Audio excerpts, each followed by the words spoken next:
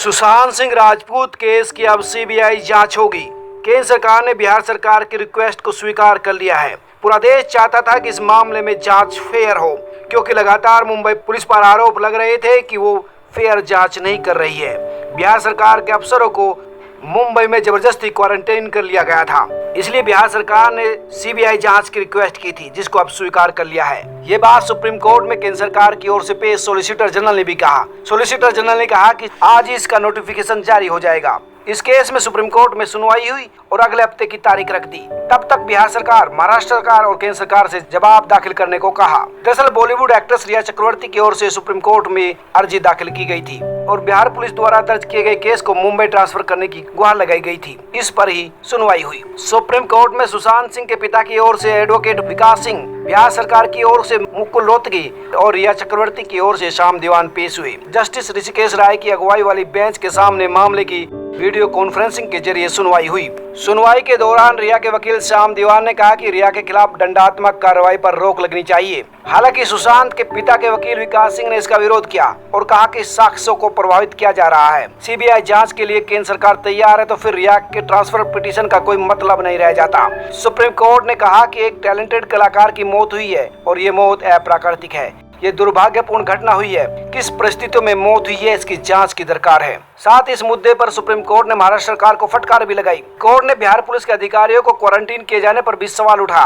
और कहा कि महाराष्ट्र सरकार को पेशेवर नजरिया रखना चाहिए। महाराष्ट्र सरकार ने कहा कि सुशांत की मौत का मामला मुंबई पुलिस के ज्यूरिडिक्शन में आता है, पटना पुलिस का ज्यूरिडिक्शन नहीं बनता। पटना पुलिस के छानबीन से फेडरल सिस्टम को नुकसान होगा।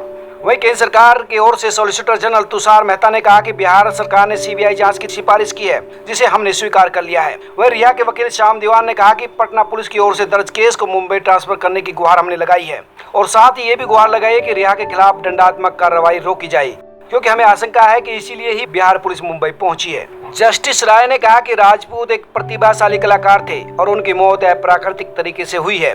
क्या इसमें कोई अपराध हुआ, इसी बात की जांच होना बहुत जरूरी है। हम कानून के हिसाब से इसे देख रहे हैं। सॉलिसिटर जनरल ने जो बयान दिया है उसके बाद महाराष्ट्र सरकार को जवाब देना चाहिए। वहीं श्याम दीवान लगातार रिया के प्रोटेक्शन की मांग करते रहे, लेकिन सुशांत के पिता के वकील विकास सिंह ने कहा कि इसमें कोई प्रोटेक्टिव आदेश पारित नहीं होना चाहिए, क्योंकि साक्ष्यों को प्रभावित किया जा रहा है। उन्होंने कहा कि बिहार पुलिस के अधिकारियों को जबरदस्ती क्वारंटाइन कर दिया गया, यह अपने आप में अविश्वसनीय कदम है। वहीं महाराष्ट्र सरकार के वकील आर बसंत ने कहा कि बिहार में कोई घटना नहीं हुई है, घटना मुंबई में हुई है, इसलिए बिहार पुलिस का ज्यूरिडिक्शन नहीं बनता। बिहार पुलिस के कदम से फेडरल सिस्टम को नुकसान पहुंचा है। इस पर सुप्रीम कोर्ट ने कहा कि बिहार पुलिस के ऑफिसर को मुंबई में क्वारंटाइन कर दिया जाना संदेह पैदा कर रहा है। क्या ये अच्छा संदेश है? और वो भी तब जब मीडिया की पूरी नजर इस मामले को देख रही है। महाराष्ट्र सरकार इस मामले को सुनिश्चित करे कि कोई भी कदम पेशेवर होगा। इस पर महाराष्ट्र सरकार के वकील वसंत ने कहा कि फेडरलिज्म में दो पुलिस सिस्टम एक साथ काम नहीं कर सकते, हम पेशेवर तरीके से काम कर रहे हैं।